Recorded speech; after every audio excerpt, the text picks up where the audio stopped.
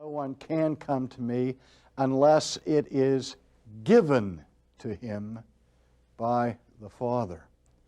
Earlier in the text, he talks about no one can come to me unless the Father woos him or lures him, although the word that is used there is the word that in most dictionaries translates by the English word compel. It's not just an external enticement like trying to lure people to come to him.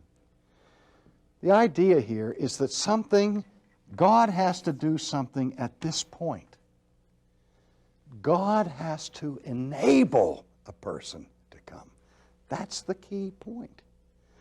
That we, according to the doctrine of total depravity, have lost our natural human ability to come to Jesus.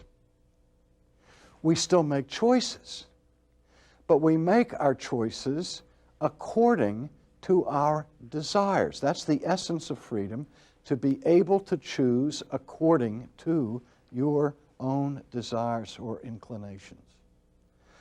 But it's a double-edged sword.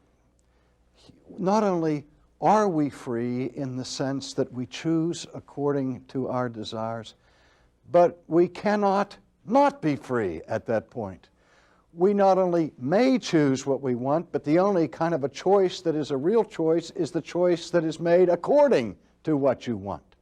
And so we're all still free people in the sense that we can do what we want.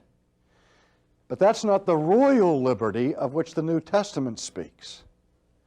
It doesn't address the problem of moral bondage. And what original sin teaches in the doctrine of moral inability found under the rubric of total depravity means that we are slaves to our own desires.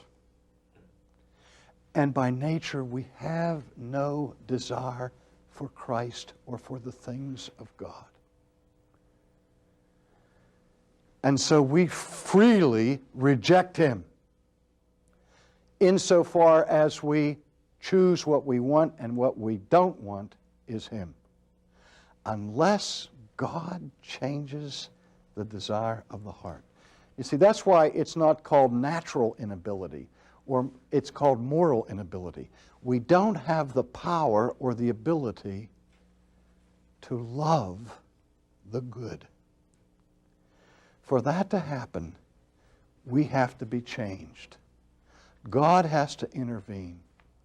And in His grace, He must rescue us from spiritual death and the other metaphor, spiritual bondage. He has to give us the gift of faith by creating a spiritual resurrection in the heart and in the soul.